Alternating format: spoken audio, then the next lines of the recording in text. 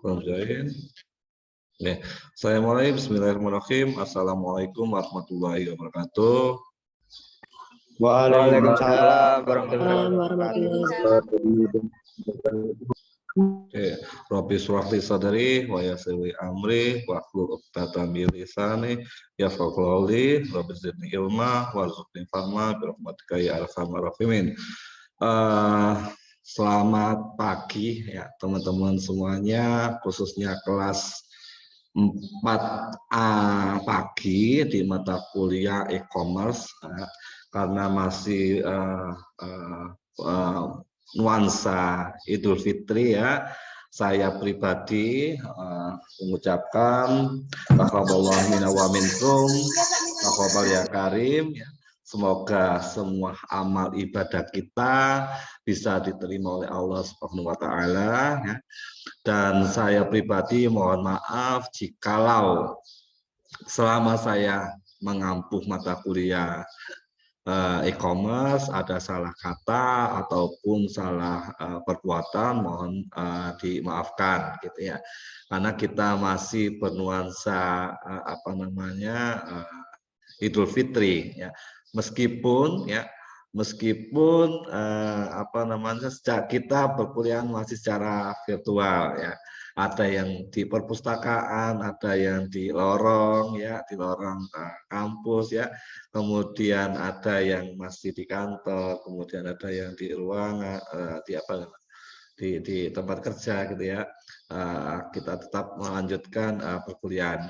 Asumsi saya pada hari ini itu kita CPK seperti itu. Ternyata ada satu materi ya, kebetulan kemarin mungkin saya ada kegiatan gitu ya di pertemuan yang ke-7, kemudian teman-teman saya minta untuk diskusi terlebih dahulu, kemudian baru saya menyampaikan materi seperti itu. Ternyata saya masih kurang satu materi, dan saya harapkan ya minggu ini kita bisa melaksanakan asesmen ya atau CPK ya, mulai pertemuan 1 sampai pertemuan 7, dan insya Allah nanti materi-materi dari kelompok 1 sampai kelompok 6 akan saya upload di Spada. Teman-teman bisa mendownload dan bisa mempelajari.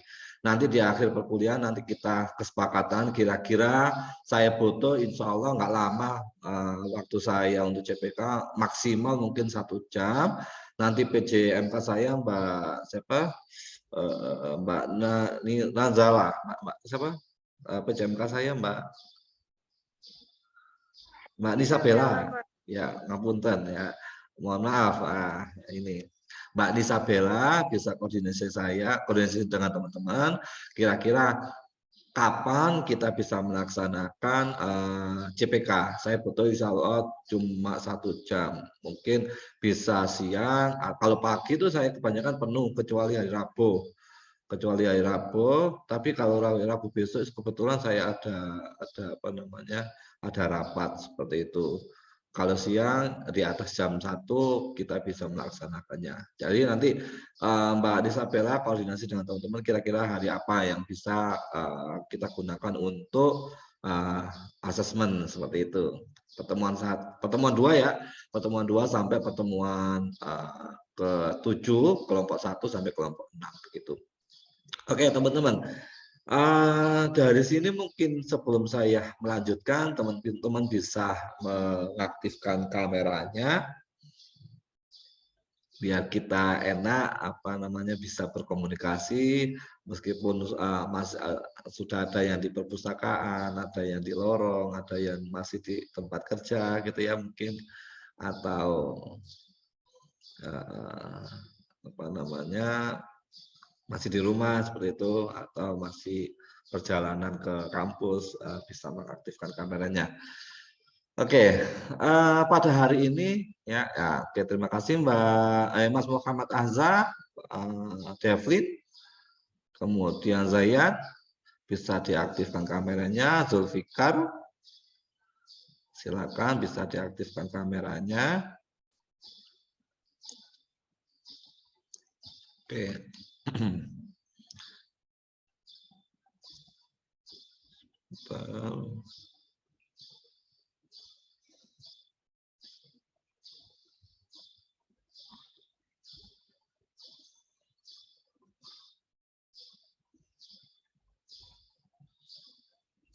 Oke.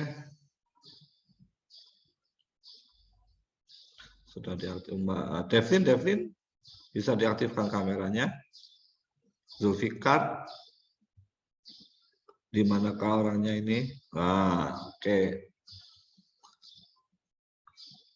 Baik teman-teman, mungkin dari sini ada yang perlu ditanyakan oleh teman-teman semuanya sebelum saya melanjutkan pemaparan materi ketujuh.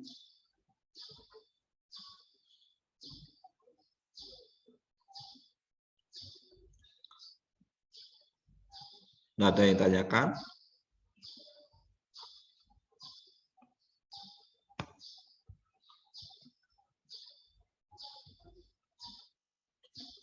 Nah, saya menata zoom-nya terlebih dahulu.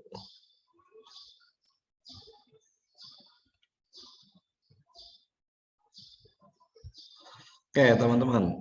Nah, pada perkuliahan, insya Allah ini nggak lama, mungkin kita cukup jam 9.15, mungkin insya Allah sudah selesai. Ya, di pertemuan ketujuh itu materi tentang yang namanya konsumen dan pasar bisnis. Ya. Teman-teman insya Allah sudah paham betul siapa yang dinamakan dengan yang namanya konsumen. Ya. Sudah mempelajari mungkin basic dari mata kuliah pemasaran, ya, yang berkaitan dengan pemasaran, ya, karena e-commerce itu bagian dari digital marketing, bagian dari pemasaran, gitu. Tapi lebih spesifik di electronic commerce atau perdagangan secara elektronik. Siapakah yang dinamakan dengan konsumen atau pasar konsumen? Nah, kita ketahui konsumen merupakan kelompok pembeli, users, ya, yang menikmati, ya, yang membeli barang-barang atau yang menggunakan jasa untuk dikonsumsi atau dinikmati, tetapi bukan dijual atau tidak diproses lebih lanjut. Ya, jadi langsung dinikmati oleh konsumen tersebut. Ya. Oleh karena itu, yang termasuk kelompok pasar konsumen atau consumer market merupakan pembeli individual atau pembeli rumah tangga. Jadi langsung ke usernya, orang yang menikmati, orang yang menggunakan. Ya, bukan sekelompok orang yang menjual kembali seperti agen, itu bukan. Seperti saya membeli di toko, langsung saya gunakan, langsung saya pakai atau langsung saya nikmati. Itu bisa kita sebut sebagai pasar konsumen langsung. Gitu ya. Kemudian bagaimana karakteristik dari pasar konsumen tersebut? Nah, tentunya ada beberapa pembeli secara individual di dalam pasar tersebut. Secara individu, perseorangan. Nah, gitu ya. Kemudian keragaman konsumen membuat pasar dapat mengambil banyak bentuk. Nah, misalnya pasar elektronik, kemudian pasar ATK, makanan, kuliner dan lain sebagainya. Karena si konsumen, si user, pembeli itu langsung menikmatinya, langsung menggunakannya, langsung mengkonsumsinya, tidak untuk diperjualbelikan lagi. Gitu ya, paham ya? Jadi kalau pasar konsumen itu langsung dinikmati tetapi bukan untuk diperjualbelikan lagi atau tidak diproses lagi. Gitu ya. Kemudian karakteristik selanjutnya di pasar konsumen itu hanya ada satu atau sangat sedikit pengambil keputusan yang terlibat dalam pembelian. Siapa dia? Ya dirinya sendiri. Nah, dia sendiri gitu ya. Ayo Mas Muhammad Azam, Mbak Dian, bisa diaktifkan kameranya. Nah, tetapi kalau pasar bisnis beda lagi nanti, skupnya lebih luas lagi. Ya. Karena ini pasar konsumen, di mana dia adalah konsumen ya, individual ya, yang menikmati atau mengkonsumsi atau menggunakan jasa atau menikmati produk yang dia konsumsi seperti itu. Jadi yang terlibat dalam proses pengambilan keputusan ya sedikit, karena ya dia sendiri individu tersebut yang mengambil keputusan seperti itu. Kemudian volume pembeliannya tentunya sedikit, beda lagi dengan yang pasar bisnis. Tentunya produk atau barang atau jasa tentunya besar gitu jumlahnya. Kemudian faktor-faktor apa saja yang mempengaruhi? Ini teman-teman biasanya kalau mempelajari nanti di konsentrasi pemasaran itu akan mempelajari namanya faktor-faktor yang mempengaruhi dalam proses pembelian pasar konsumen. Apa saja?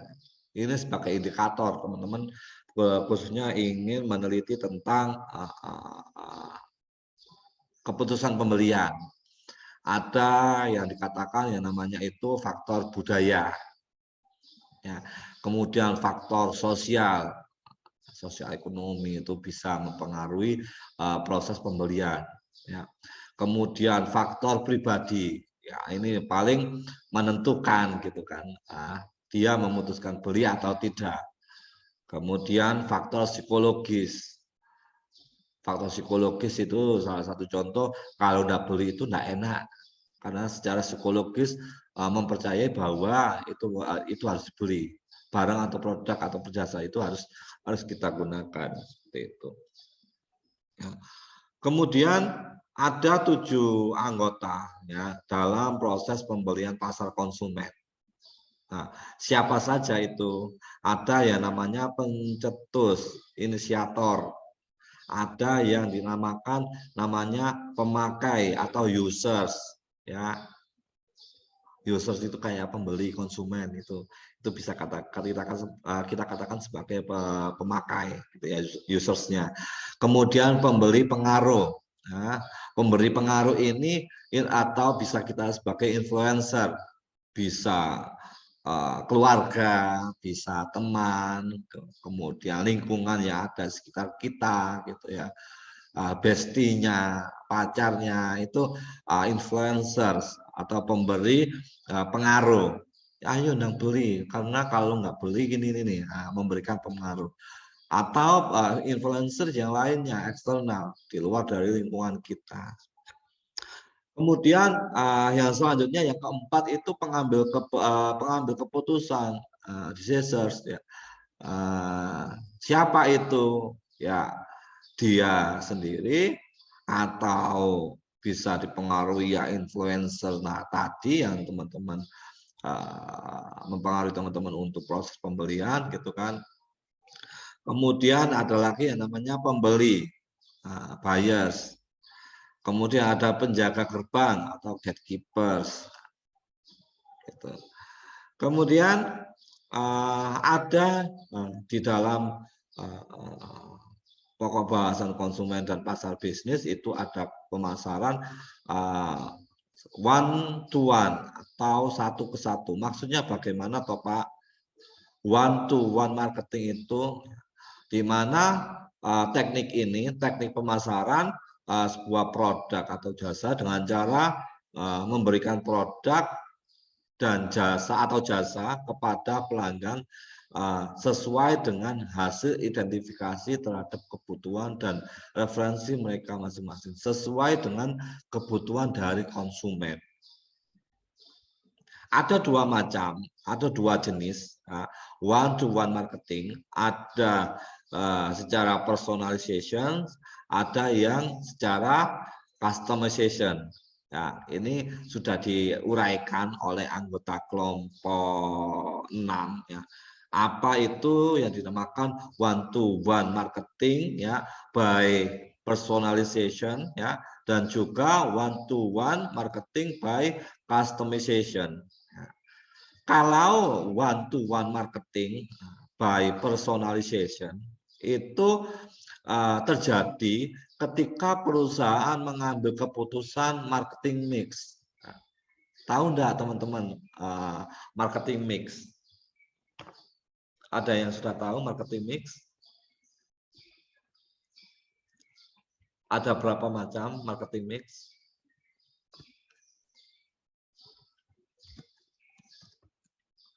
Halo?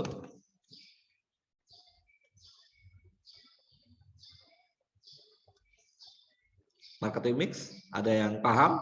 Atau ada yang sudah mendapatkan materi tentang marketing mix?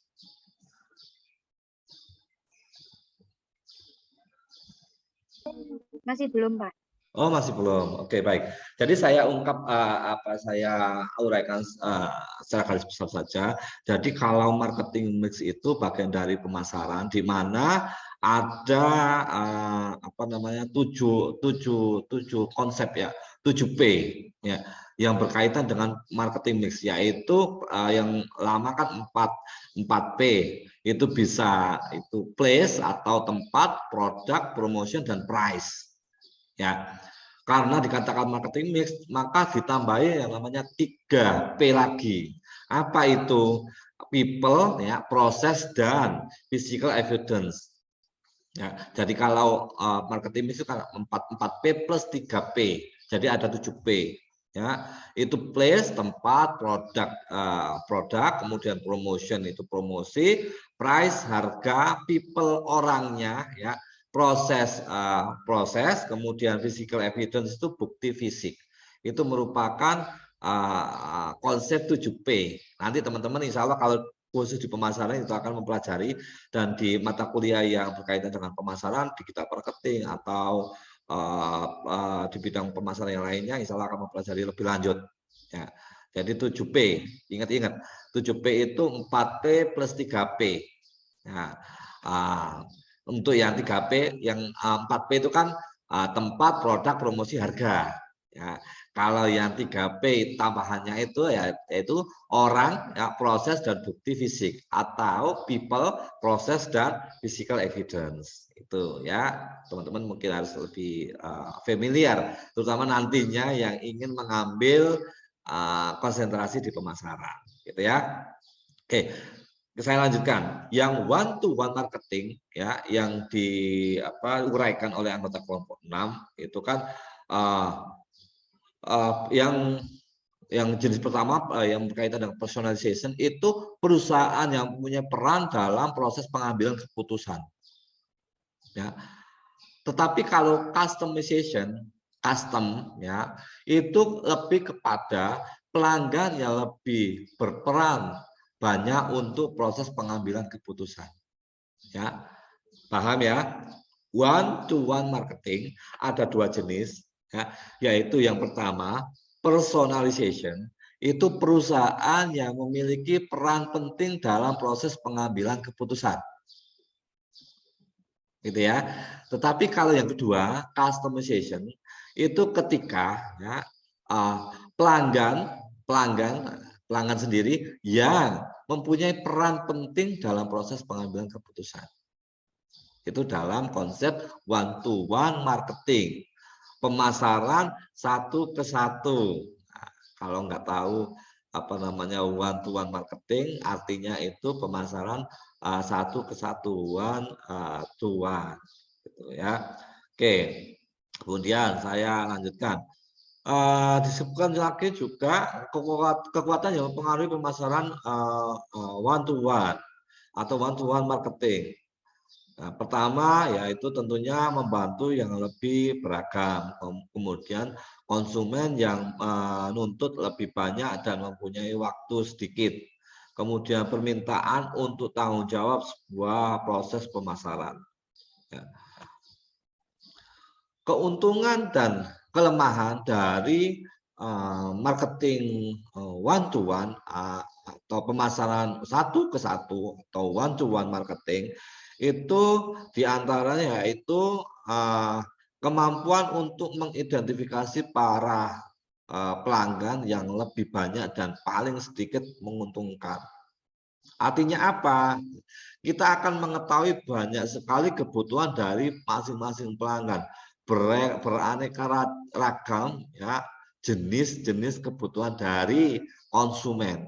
Karena apa? Yang kita hadapi itu adalah pelanggan satu persatu. Yang satunya butuh A, yang satunya butuh B, C, D, E. Sehingga kebutuhan untuk jenisnya lebih banyak jika dibandingkan dengan yang namanya pasar bisnis.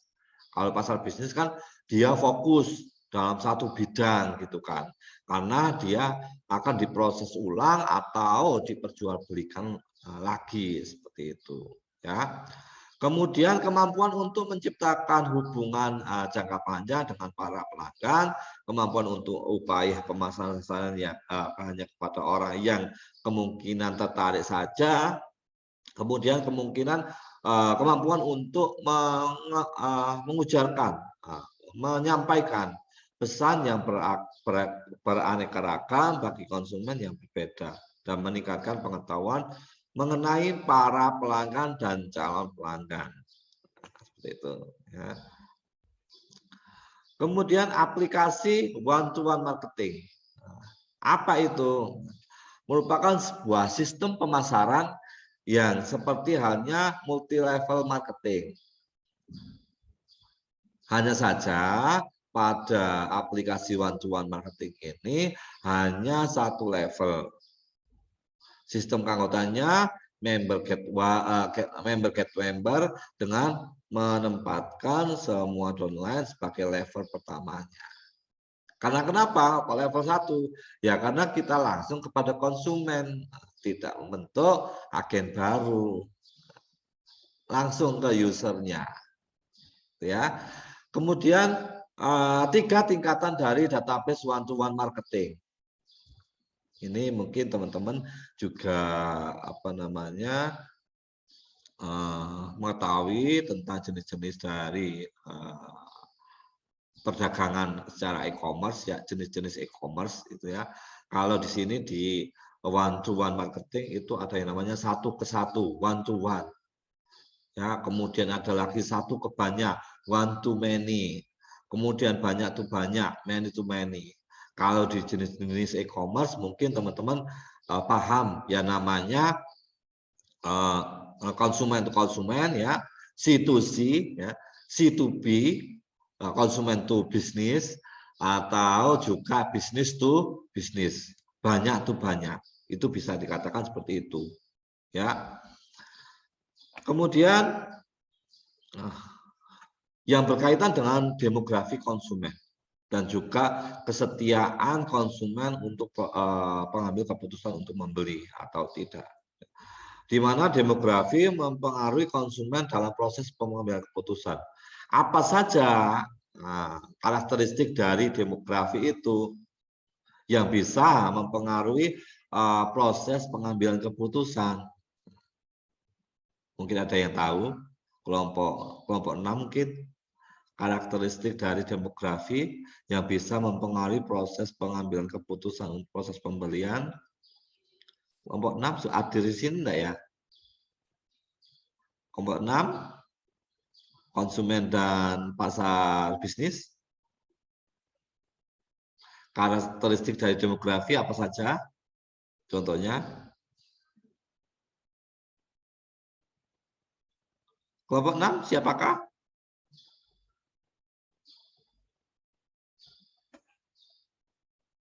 Halo? Saya, Pak. Ya, bisa Mbak Firly ya, bisa dicontohkan Mbak karakteristik dari demografi yang mempengaruhi proses pengambilan keputusan pembelian, Mbak.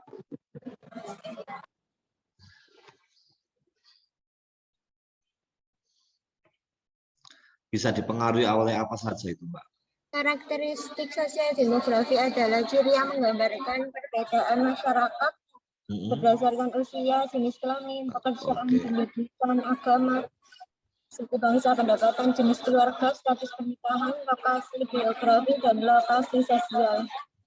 Oke, terima kasih Mbak Firly, sangat lengkap sekali ya. Jadi karakteristik demografi yang mempengaruhi proses pengambilan keputusan pembelian tadi disebutkan Mbak Firly. Apa saja itu? Bisa usia. Nah, usia, jadi nanti kan proses pengambilan keputusan kan usia antara 30 sampai 45. Oh, sukanya apa namanya pakaian jenis yang ini, model yang ini. Usia 1 tahun sampai 5 tahun, model seperti ini. Jadi di apa namanya dibagikan sesuai dengan karakteristik masing-masing. Tadi juga disampaikan selain usia dipengaruhi oleh pendidikan Pak, tingkat pendidikan dan pekerjaannya, jenis pekerjaannya, penghasilannya Pak, atau juga letak geografisnya Pak, tempatnya Pak, atau juga sesuai dengan kebutuhan dari segi religi atau agama Pak. Nah, itu juga salah satu bentuk karakteristik dari demografi. Jenis kelaminnya juga begitu Pak, kan nggak mungkin. Tapi memungkinkan juga. Jenis kelamin laki-laki membeli pakaian perempuan. Memungkinkan juga. Tapi mungkin tidak digunakan sendiri.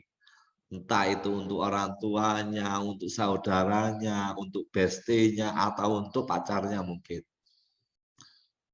Sehingga dia melakukan membeli atau memutuskan untuk membeli produk tersebut atau menggunakan jasa tersebut. Selain jenis kelamin juga bisa dipengaruhi oleh pendapatan, kemudian kelas sosial ya, mohon maaf mungkin kelas sosial yang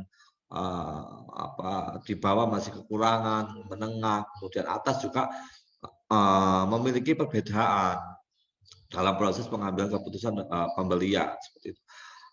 Status pernikahan dan lain sebagainya. Nanti kalau teman-teman mengambil mata kuliah mengambil konsentrasi di pemasaran dan meneliti tentang pengambilan keputusan, nanti teman-teman data-data ini mungkin teman butuhkan dalam proses menganalisis sebuah data, mulai dari usia, pendidikannya, pekerjaannya, letak geografisnya, agamanya, jenis kelaminnya, ya, pendapatannya dan lain sebagainya. Ya sekiranya data tersebut bisa menunjang teman-teman dalam pengolahan datanya. Seperti itu. Karena penelitian itu kan mengorek informasi, ya, mengorek informasi yang berkaitan dengan tema atau judul yang teman-teman angkat atau ambil seperti itu. Ya. Oke. Kemudian selain saya sebutkan tadi berkaitan dengan pasar konsumen, ya tadi kan sudah mengetahui pasar konsumen merupakan sekelompok orang individu yang menggunakan menikmati ya secara individual perseorangan. Beda lagi dengan yang dimaksud dengan pasar bisnis. Pasar bisnis semua organisasi ya atau sekelompok organisasi yang memperoleh barang atau jasa yang akan digunakan oleh perusahaan dalam memperbaiki, memproduksi atau menggunakan barang dan jasa tersebut. Yang kemudian bisa dilakukan diproses ulang atau dijual ulang seperti itu. Atau juga disewakan. Jadi bedanya kalau pasar konsumen dia langsung menikmati, langsung dia gunakan, gitu kan? Kalau pasar bisnis tidak. Kalau pasar bisnis itu ya diproses ulang, ya dijual ulang, atau juga disewakan. Ya, untuk meraih apa? Meraih keuntungan atau profit. Jadi paham ya, tahu perbedaan antara pasar bisnis dengan pasar konsumen. Paham tuh nggih? Ada yang belum paham yang berkaitan dengan pasar konsumen dan pasar bisnis?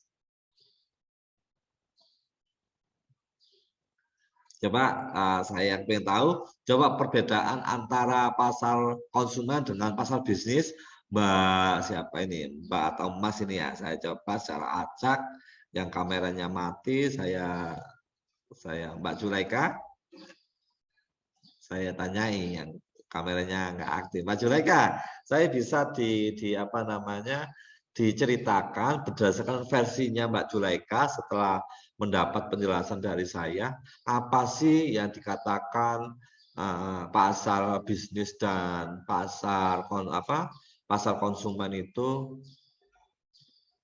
Silakan Mbak Zulaika. Untuk pasar bisnis itu transaksi pertukaran barang yang terjadi antara satu perusahaan dengan perusahaan lain untuk dijual kembali atau untuk dijadikan bahan baku produk. Sedangkan untuk pasar konsumen adalah transaksi pertukaran barang antara produsen dengan konsumen rumah tangga. Oke, jadi kalau yang disampaikan Mbak Zulaika tadi kan transaksi antar perusahaan, ya, di mana produk atau jasa itu diproses, diolah kembali untuk mendapatkan keuntungan atau profit, dijual, entah itu dijual, disewakan, ya, diolah kembali untuk menjadi produk baru. Nah, itu dinamakan pasar bisnis. Ya, tetapi kalau yang pasar konsumen itu langsung dinikmati oleh usernya, oleh pelanggan, oleh konsumennya, atau dikatakan tadi oleh rumah tangga, ya, pelaku rumah tangga. Maksudnya siapa? Ya kita sebagai konsumen, begitu ya? Oke, baik. Ya, untuk apa namanya beberapa faktor yang mempengaruhi proses pengambilan keputusan tadi, keputusan pembelian ada faktor budaya, sosial, ekonomi, kemudian apa namanya lingkungan gitu kan. Ini di pasar bisnis juga ada beberapa hal yang mempengaruhi dalam proses pembelian di pasar bisnis. Ada yang namanya faktor lingkungan, ada yang namanya faktor organisasi, ada juga faktor antar pribadi dan pribadi. Maksudnya bagaimana faktor lingkungan? Karena sebuah perusahaan itu kan tidak hanya hanya satu individu saja, tetapi banyak individu. Kemungkinan ada beberapa interaksi antara satu orang dengan orang lain dalam proses pengambilan keputusan.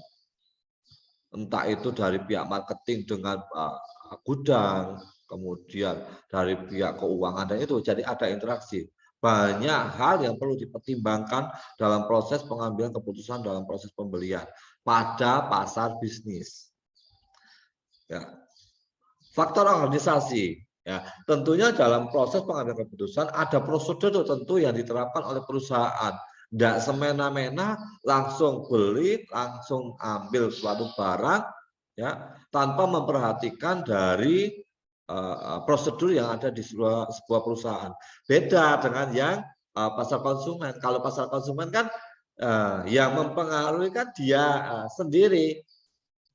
Ya, tapi kalau pasar bisnis, ya, banyak faktor yang mempengaruhi, banyak pihak yang terkait dalam proses pengambilan keputusan tersebut, manajemennya, antar individu, ya, antar unit, banyak yang harus diperhatikan, seperti itu ya. Kemudian proses pembelian pada proses pembelian pada pasar bisnis, ya, tentunya harus melalui proses pengenalan masalah, pencarian pemasoknya siapa, pengumpulan proposalnya.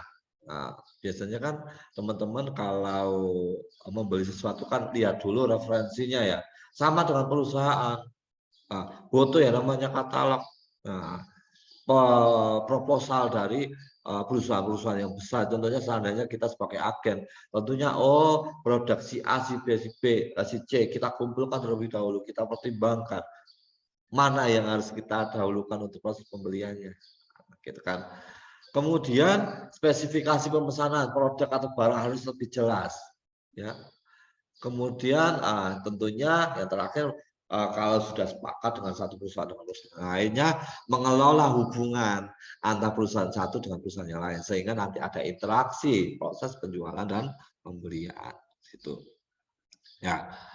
Kemudian yang berkaitan dengan rantai nilai dan ruang pasar. Disebutkan di situ rantai nilai merupakan value change, ya, value change. Nanti mungkin teman-teman akan mempelajari di manajemen strategis atau manajemen operasional. Itu akan mengenal yang namanya value chain, ya, atau rantai nilai. Maksudnya apa? Rantai nilai merupakan kegiatan bisnis yang mana pada setiap tahapan atau langkah, ya, mampu meningkatkan sebuah nilai atau meningkatkan sebuah kemanfaatan pada produk atau barang tersebut atau jasa tersebut. Proses peningkatan nilai, rantai nilai atau value change, ya, di situ. Ada yang pada proses peningkatannya nilai itu ada dua kegiatan, yaitu kegiatan utama atau primary activities dan juga kegiatan pendukung atau supporting activities. Ya, kegiatan utama primary activities dan kegiatan pendukung atau support activities. Strateginya bagaimana yang berkaitan dengan rantai nilai dalam sebuah perusahaan? Tentunya rantai nilai, ya, atau value chain tersebut memiliki banyak manfaat atau fungsi. Apa? Sebagai media proses penelitian dan pengembangan. Research field, ya, bisa dikatakan seperti itu. Untuk mengetahui kebutuhan yang di pasar itu bentuknya seperti apa. Kemudian fungsi rantai nilai dalam sebuah perusahaan juga sebagai desain produk atau jasa sampai terjadinya sebuah proses produksi. Nah, dan juga tentunya fungsi rantai nilai itu yang berkaitan dengan proses pemasaran atau penjualan produk atau jasa atau barang. Kemudian pada bab materi pasar bisnis, ya, terutama yang berkaitan dengan internet, ya, ada atau kita katakan ada evaluasi bisnis di internet. Ada 4 poin yang kita bahas pada evolusi bisnis di internet. Ada yang istilahnya itu channel enhancement, ada istilah value chain integration, ada yang namanya itu industry transformation, atau istilah yang terakhir yang keempat itu istilahnya convergence. Apa maksud dari 4 istilah evolusi bisnis melalui internet atau biasa kita sebut sebagai evolusi e-bisnis, yang terutama yang berkaitan dengan channel enhancement, ya. Maksudnya adalah perusahaan menggunakan fasilitas internet sebagai kanal, ya, atau saluran atau transmisi untuk menghubungkan antar mitra bisnis, antar perusahaan dengan konsumen. Kemudian perusahaan tidak mengkhawatirkan akan kehilangan pangsa pasar. Karena apa? Dengan menggunakan internet, pangsa pasar kita bisa peroleh. Tinggal siapa yang akan kita tuju. Seperti itu. Kemudian sebagai tren pergeseran pelanggan untuk lebih memilih internet jika dibandingkan dengan jalur yang secara konvensional. Sehingga nantinya metode-metode yang secara konvensional atau secara tradisional itu akan perlahan-lahan kita tinggalkan. Salah satu bentuk yang paling sederhana saja dengan adanya bisnis yang secara elektronik atau menggunakan kanal atau saluran atau media internet. Ya, mungkin kalau teman-teman kalau di kota mungkin agak sulit ya yang namanya menemukan ojek gitu ya. Kalau dulu saya bukan dulu di tempat saya di desa gitu ya. Itu kalau mencari ojek itu di pangkalan ojek. Biasanya di depan gang. Tapi saat ini dengan munculnya berbagai kemajuan di bidang teknologi, di depan gang saat ini sudah tidak ada yang namanya pangkalan ojek.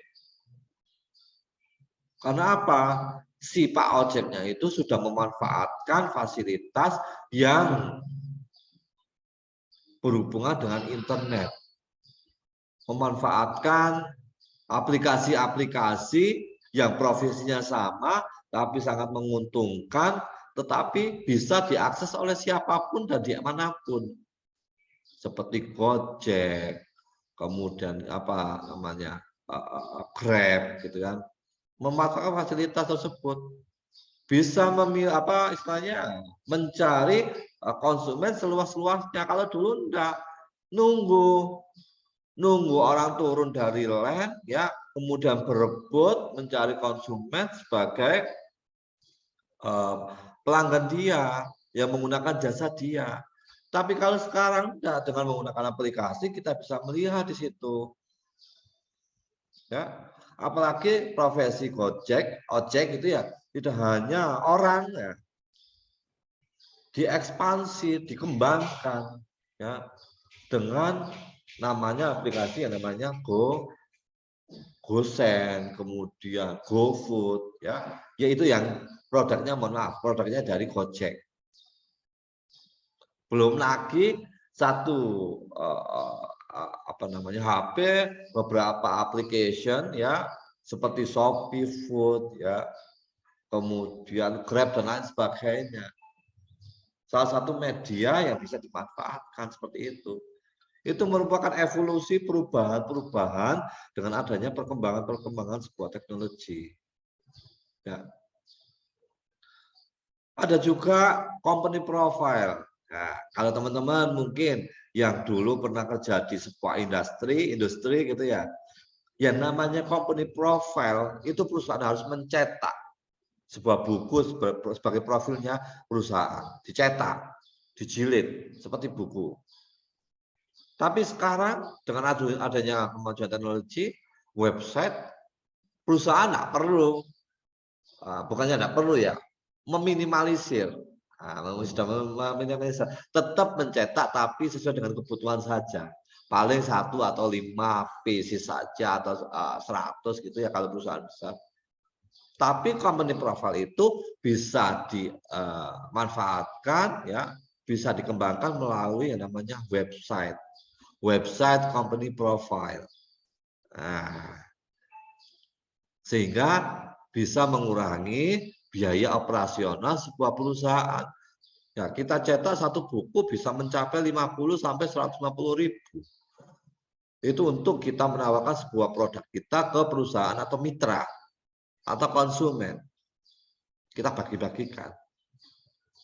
Tapi dengan sekarang tidak perlu kita kasihkan link saja, link website kita sebagai company profile, semua bisa dilihat di situ. Ya. Kemudian ya, evolusi yang berkaitan dengan e-bisnis atau electronic business yang berkaitan dengan channel, kanal, saluran ya. Komunikasi lewat telepon. Ya. Itu bisa melalui email atau juga menggunakan sebuah aplikasi. Kemudian poin yang kedua yang berkaitan dengan value chain integration. Apa itu value chain? Rangkaian proses atau aktivitas yang berkaitan dengan perubahan bahan mentah menjadi produk jadi. Integrasi rantai nilai ini dilakukan antar perusahaan. Ya, semakin meningkatkan efisiensi dan juga efektivitas proses penciptaan sebuah produk secara keseluruhan. Ya. Contohnya apa? Manfaat secara langsung bagi manajemen yang namanya value chain integration. Ya. di mana perusahaan sudah tidak perlu lagi menimbun banyak bahan mentah di gudangnya, karena tahu persis jumlah stoknya berapa, durasi pengirimannya berapa hari, berapa jam ya dari para pemasoknya.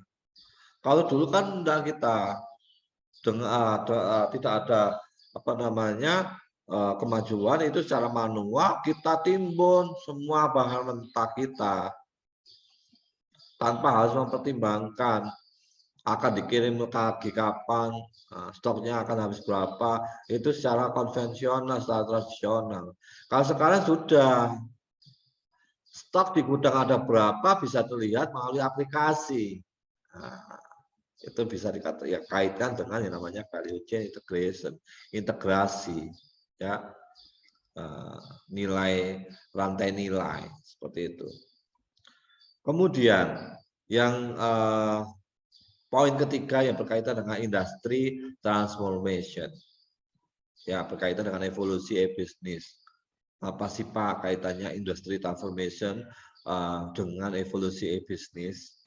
Nah, dengan adanya transformasi industri, ya, di mana karena perusahaan yang telah mulai memanfaatkan peluang bisnis, menyadari tentang kekuatan dan kelemahannya. Karena tidak sedikit perusahaan yang pada akhirnya ya, berganti bisnis inti atau merubah visi dan misinya setelah melihat tinggi kompetisi di industri terkait. Kalau kita tidak bisa bersaing secara kemajuan dalam memanfaatkan kemajuan teknologi, maka tidak menutup kemungkinan ya perusahaan kita bisa tergeser dengan perusahaan yang lainnya. Contohnya apa? Salah satu contoh perusahaan penerbitan buku ya, yang biasa memulai rangkaian prosesnya dari pemilihan naskah, pengeditan, penyusunan layout, kemudian proses pencetakan sampai kepada pendistribusian kepada pelanggan, melakukan evolusi. Ya, hanya berkonsentrasi pada proses pemilihan naskah saja, proses yang lainnya dapat di-outsource-kan ke perusahaan lain. Nah, proses pemilihan naskahnya dapat diprediksi melalui menjadi mitra dengan para penulis dan berkompeten di bidangnya. Maksudnya bagaimana, Pak? Maksudnya begini, kalau kita sebagai perusahaan di percetakan buku gitu ya, kita punya buku ya, sudah ada naskah ya, kita tidak perlu menyediakan tenaga di dalam sebuah perusahaan, tetapi kita melakukan outsource sumber dari lain, entah itu dari perguruan tinggi atau mitra yang lainnya secara individu atau organisasi untuk melakukan review atau editor. Kita bisa memanfaatkan itu sebelum dilakukan proses pencetakannya. Kalau dulu kan enggak, mulai dari seleksi naskah, mengedit, kemudian penyusunan layout sampai kepada proses pencetakannya itu kan dikendalikan semuanya di sebuah perusahaan. Kalau sekarang kita bisa memanfaatkan ya, mitra kita, outsource kita, salah satu contoh untuk proses auditnya, ya seperti itu. Kemudian ya, perusahaan penjual lagu-lagu ya, yang saat ini mungkin kita bisa rasakan. Kalau dulu mungkin teman-teman ya kalau ingin menikmati sebuah lagu itu kan harus beli yang namanya CD. Oh, saya ingin menikmati kalau dulu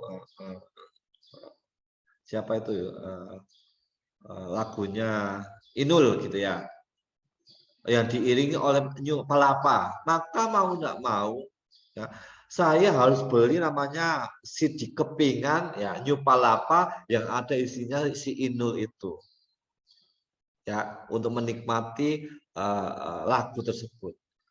Tapi saat ini dengan adanya evolusi bisnis menggunakan berbasis elektronik, berbasis internet, kita tidak perlu beli yang namanya CD itu karena terlalu mahal.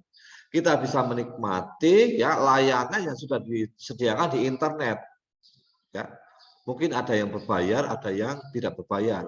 Tetapi kebanyakan teman-teman menikmatinya itu yang tidak berbayar, mendownload ya video atau lagu yang disediakan oleh vendor-vendor tertentu, tinggal download, tinggal menikmati. Kalau dulu itu kan enggak, kita harus beli CD-nya, kemudian dikopi, diperbanyak, diperjualbelikan. Salah satu contoh, saya punya tetangga ngundang Inul Daratista, ya, kemudian diiringi oleh siapa itu yang pengiring selain New Palapa, dulu ada yang terkenal itu daerah Gresik itu, ya. Kemudian shooting ada masternya, ya, supaya jadi bisnis, ya, digandakan dan diperjualbelikan melalui seizin dari si produksi tersebut. Ya, kemudian poin yang terakhir convergence ya, yang berkaitan dengan revolusi bisnis itu maksudnya apa sih Pak? Konvergensi ini Pak, di mana perusahaan mudah berkolaborasi dan berkooperasi dengan menciptakan produk-produk baru yang tidak mungkin dapat diciptakan tanpa adanya kerjasama tersebut. Jika kita tidak mampu, perusahaan kita tidak mampu menghasilkan sebuah produk atau jasa dengan diri kita sendiri, maka kita bisa melakukan kolaborasi ya dengan mitra. Seperti itu. Maksud dari konvergen atau konvergensi. Itu. Ya. Contohnya apa? Kolaborasi antara industri perbankan, kesehatan, dan IT, di mana melahirkan sebuah smart card yang selain berfungsi sebagai kartu kredit, kartu debit, juga media penyimpanan data riwayat kesehatan pasien. Ya, salah satu contoh saja, ya, teman-teman punya kartu ATM gitu ya, ATM ya, teman-teman bisa bertransaksi di situ sebagai bayar listrik, telepon, ngisi pulsa, ngisi e-tol dan lain sebagainya, bisa melalui itu. Ya. Karena sudah ada terjalin kolaborasi antara satu perusahaan dengan perusahaan lain. Ya. Salah satu contoh ya bidang kesehatan dengan perbankan. Ya. Kita sakit atau apa gitu ya, nggak perlu membawa uang cash, bisa pakai yang namanya ATM. Atau kalau kita memanfaatkan ya namanya fasilitas asuransi, berarti ada 3 pihak, perbankan, bidang kesehatan, dan juga pihak asuransi. Kita lebih dimudahkan untuk transaksi-transaksi yang lainnya. Semakin lama semakin maju. Maka kalau kita tidak mengikuti perkembangan zaman, maka ya bisa-bisa tergeser. Gitu. Oke, ya. Kemudian contoh lain adanya evolusi e-bisnis. Nah, kalau dulu teman-teman punya telepon genggam, tapi kalau sekarang zaman teman-teman ini sudah enak ya, semua sudah touch screen ya. Kalau dulu saya tahun 2004 ya, SMA itu sudah pakai HP, tapi pakai Nokia 3310 yang gede tebel itu ya, dan monoponik, lagunya tulilit gitu ya.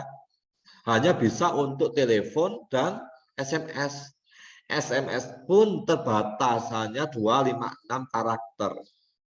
Lebih dari 256 karakter maka diambil 2 pulsa. Satu kali SMS Rp350. Rp350. Tetapi saat ini telepon genggam semua bisa kita gunakan. Ya, tidak hanya sebagai SMS, telepon, tapi bisa teleconference, virtual meeting, game gitu ya, kemudian mobile banking ya. apa namanya, WA, sosial media, semuanya dalam satu genggaman di telepon genggam tersebut. Kalau dulu game di Monoponik 3310 ya paling satu game saja yang ada di situ. Cuma main ular-ularan panjang itu saja. Gerak-gerak apa itu namanya. Makan makanan itu saja, ular-ularan, ular tangga itu saja.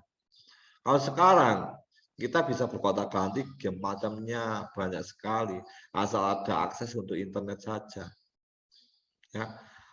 Ringtone pun kalau dulu Monoponik tuli-tuli kalau ngisi ya satu ringtone 10.000, kemudian berkembang 10.000 dapat 3, 10.000 dapat 5. Saat ini tinggal download, diintegrasikan di smartphone kita bisa digunakan. Nah, itulah beberapa contoh simpel ya evolusi bisnis yang berkaitan dengan internet gitu. Sosial media, teman-teman pernah nggak menggunakan fasilitas yang namanya Friendster? Pernah menggunakan Friendster? Tahun 2007, 2006, Friendster muncul. Sudah lahir belum ya teman-teman?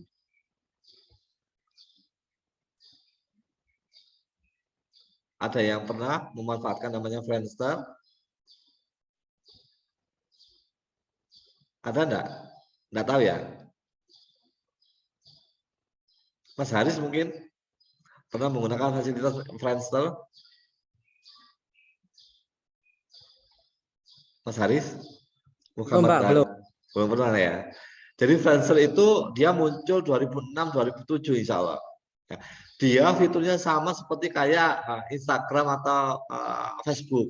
Ya, tapi hanya saja dia Friendster itu hanya mampang beberapa foto saja, ya, supaya mengenali oh ini teman saya. Akhirnya tergeser dengan namanya Facebook. Facebook saat ini juga gitu. Dulu nggak bisa chattingan, hanya bisa koleksi foto, status dan lain sebagainya. Saat ini bisa dibuat untuk video call gitu kan. Karena kemajuan teknologi mau tidak mau mengikuti perkembangan yang ada dan melengkapi fasilitas-fasilitas memudahkan konsumen untuk menggunakannya. Sampai ya sosial media jadikan sebagai bisnis. Media untuk bisnis. Apa itu? Facebook, Instagram, TikTok dan lain sebagainya. Kalau orang-orang yang kreatif memanfaatkan peluang sebagai media promosi, ya bisa dimanfaatkan seperti itu. Ya. Karena kalau kita hanya mengandalkan secara tradisional, secara konvensional, ya kita menggapai atau meraih pasar ya juga nggak bisa maksimal. Karena pesaing-pesaing kita sudah menggunakan fasilitas-fasilitas yang mendukung seperti itu. Ya. Di bidang pertelevisian juga begitu. Kalau dulu ada namanya Trans TV, kemudian membeli yang namanya Trans TV 7, akhirnya beralih menjadi Trans 7. Nah, itu kan itu membentuk perusahaan Transcorp ya, Trans Corporation ya, punyanya Khairil Tanjung. Padahal si Bapak Khairil Tanjung itu basicnya bukan orang penyiaran, orang IT, bukan. Kalau menurut biografi beliau malah lebih fokus di bidang farmasi. Kalau bukunya Khairil Tanjung itu, kalau teman-teman baca itu, Khairil Tanjung itu kan bukan orang IT, tapi orang kesehatan, orang farmasi. Memulai bisnis dia di alat kesehatan. Kalau teman-teman membaca biografinya dari Khairil Tanjung itu. Jadi semua sektor ya sudah mulai memanfaatkan yang namanya sebuah teknologi sebagai bisnis, sebagai media untuk evolusi bisnis ke elektronik bisnis atau e-bisnis. Seperti itu, dengan memanfaatkan channel atau kanal atau saluran atau media yang namanya internet. Itu yang bisa saya sampaikan. Mungkin dari sini ada yang belum dipahami atas apa yang saya sampaikan, bisa teman-teman tanyakan, monggo, sebelum saya absen. Atau sudah jelas semuanya materi yang saya sampaikan?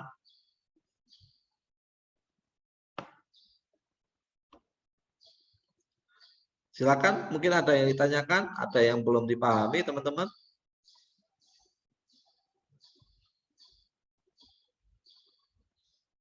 Sudah paham semua? Gimana? Sudah paham, Kek? Sudah, Pak. Oke, baik. Kalau sudah paham, saya ada 10 menit. Mohon izin akan mengabsen ya. Silakan teman-teman yang saya panggil bisa memberikan respon hadir gitu ya, supaya tampil di monitor saya. Itu satu persatu memberikan respon begitu. Silakan Mas Muhammad Zulfikar Farizi. Hadir, Pak, hadir. Al-Farizi. Oke, hadir. Mbak Nisa Bella Fitria. Hadir, Pak. Mana Mbak Nisa Bella? PJMK saya. Saya, Pak. Hadir. Oke, muncul. Kemudian Mbak Novia Rakmawati. Novia hadir, Pak. Baik, terima kasih. Mbak Sayu Nadila. Sayu hadir, Pak. Satu kali lagi, biar muncul. Oke, di perpustakaan ya ini. Backgroundnya, iya di perpustakaan, Mbak Sayu. Ya, Pak, di perpustakaan. Iya. Oke, Mbak Dwi Agustin. Hadir, Ya. Pak. Ya, Mbak Dwi Agustin. Nah, di kampus juga ini kondisinya ini. Nah, oke, Mas Muhammad Azza Safaras. Hadir, Pak. Oke, Mas Azza. Terima kasih, Mbak Jihan di Faula. Jihan di Faula lagi. Ya, Jihan hadir, Pak. Oke, terima kasih Mbak Jihan. Wah, Mbak Jihan di koperasi nih. Borong ini, mau buka puasa ini. Oke, Mbak Julaika. Hadir, Pak. Mbak Julaika, oke. Devlin Tamara Adiaksa, Mas Devlin. Hadir, Pak. Oke, terima kasih. Kemudian Mbak Endang Larasati. Hadir, Pak. Oke, Mbak Endang di perpustakaan juga ini. Mbak Rahmadita Nurdian Kusumaningrum. Hadir, Pak. Oke, baik, terima kasih. Mbak Firly Melinda Putri. Hadir, Pak. Mbak Firly. Di manakah dikau? Sekali lagi respon. Biar muncul. Mbak Firly. Hadir, Pak. Oke. Hadir, Pak. Ya, terima kasih. Kemudian Mbak Dian. Dianur Rahma. Iya. Oke, Mbak Dian. Oke, di perpustakaan juga ini. Mbak Intan Salma. Hadir, Pak. Oke, di lorong depan perpus ini. Kemudian Mas Muhammad Haris. Hadir, Pak, hadir. Oke, Mas Haris. Oke, di lorong juga ini. Mas Haris. Kemudian Mas Galih Dwi. Hadir, Pak. Oke, ya, di lorong juga ini. Ya. Mbak Kas Galih. Mbak Adinda. Hadir, Pak. Mbak Dinda, oke. Terima kasih. Mbak Daniela. Hadir, Pak. Oke, di perpustakaan juga. Mbak Aisyah. Hadir, Pak. Oke, Mbak Aisyah. Mbak Sylvia. Hadir, Pak. Oke. Mbak Hilda. Hadir, Pak. Oke, terima kasih Mbak Hilda. Kemudian Mbak Putri Dwi Rahayu. Hadir, Pak. Oke, Mbak Indah Fitriawati. Hadir, Pak. Oke, kemudian Mbak, ya sudah, makasih. Mas Rafli. Hadir, Pak. Oke. Firdani Matul Karimah.